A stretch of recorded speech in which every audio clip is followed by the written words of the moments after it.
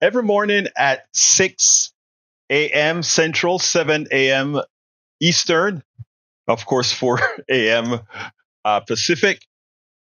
I have the Politics Done Right show is also done live at KPFT 90.1 FM, or it can always be streamed from politicsdoneright.tv, politicsdoneright.tv, or anywhere on the website and at our different sites. But I had an interesting exchange with one of our telephone callers, and where we covered inflation and we covered austerity.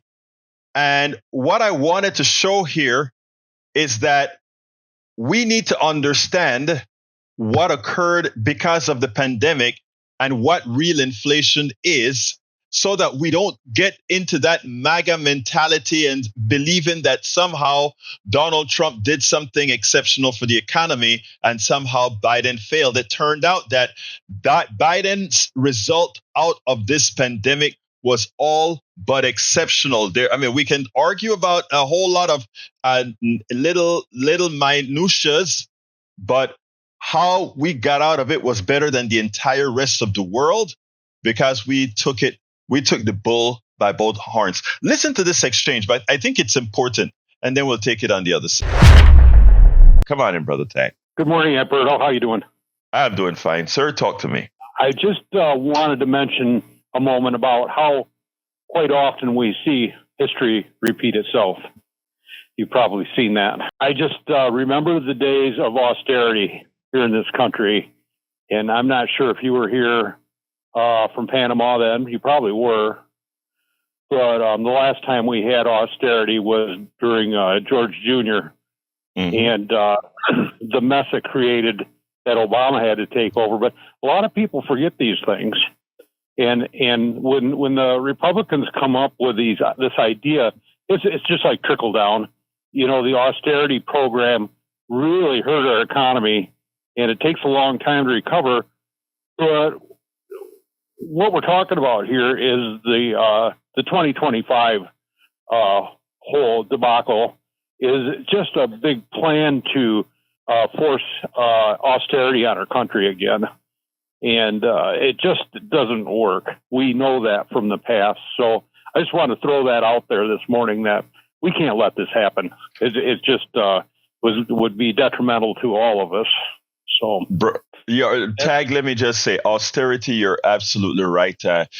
Professor, Dr. Economist Richard Wolff can actually show you the charts that prove, austerity makes no sense. We always want to have an economy based on the Keynesian-based economy always works, right? In other words, when the private sector fails, the government is always there as a backstop, because the government in a country that has sovereign currency can create money to recover from wherever the private sector has failed. Keynesian economics has always worked. In fact, let's give some examples, right? Tag, if you look at how Brother Biden brought back this economy to be the economy of economists over the entire world, what he did is put Keynesian economics on steroids. He did what Obama was not allowed to do after the crash of 2008. He pumped money into the system as wherever it was needed. And you know what that did? That prevented us from crashing. That allowed us to recover from a pandemic, which 2008 wasn't a pandemic. 2008 was a man-made disaster created by derivatives, etc.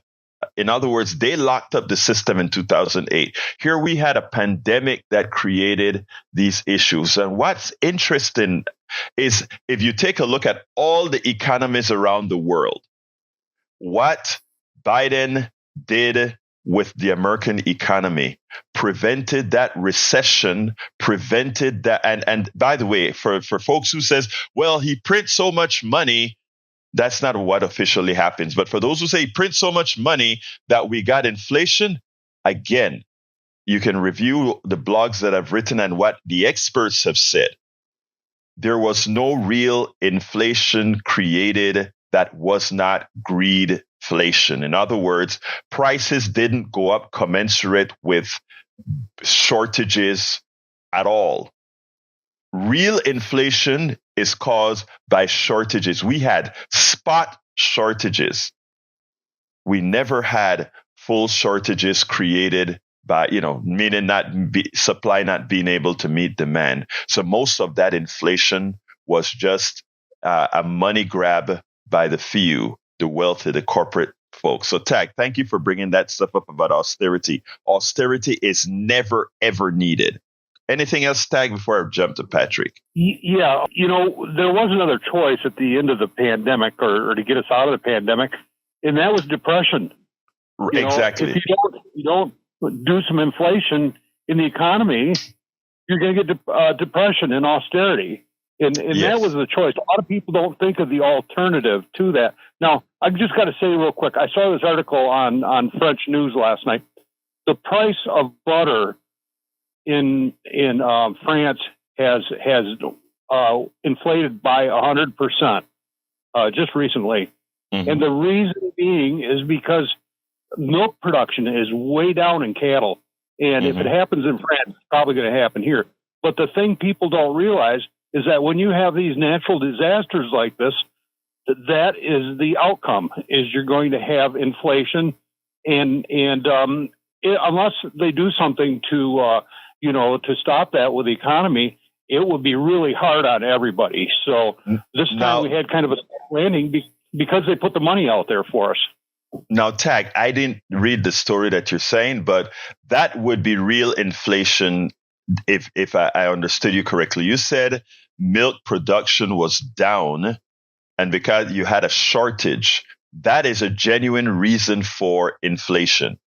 What we had in America was not a genuine reason for inflation. There was really never, ever an oil shortage, and that increase in the price of oil, when it permeates itself through the economy, transportation for goods increases, fertilizer prices increases, just from having oil go up, just from them stealing money with oil.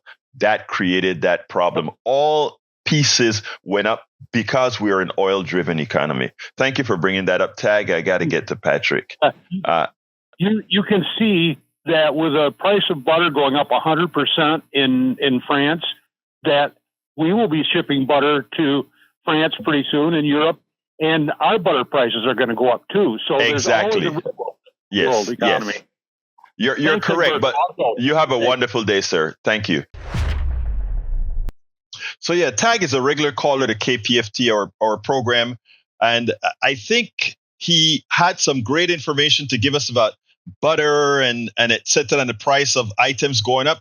And why it's important is these are real stories that are affecting the American people, and we can tie those directly to what's actually occurring with what corporations are doing with pricing and whether it is something that is justified. In general, inflation is almost never justified unless there are real shortages, not caused by the greed of the corporations. Because, when we talk about outsourcing, offshoring, right? And they said the reason prices are high, inflation is because of the supply chain problem. Well, they are the ones who made a whole lot of profit from offshoring and not keeping enough inventory.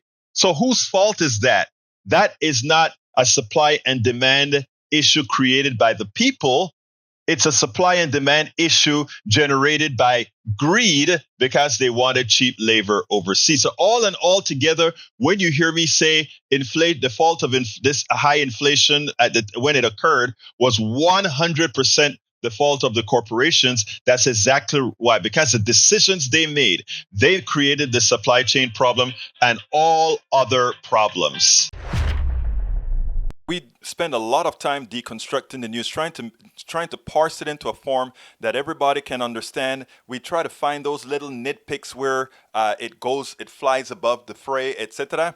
If you really like these videos that we do, I want to ask a big favor. Please go ahead, number one, subscribe to our channel, and number two, please join if you can. Thank you so kindly for watching. Keep watching. Please remember to share. We must populate the entire internet with our progressive message, a message that we know is what most Americans say that they want. So help us, please join.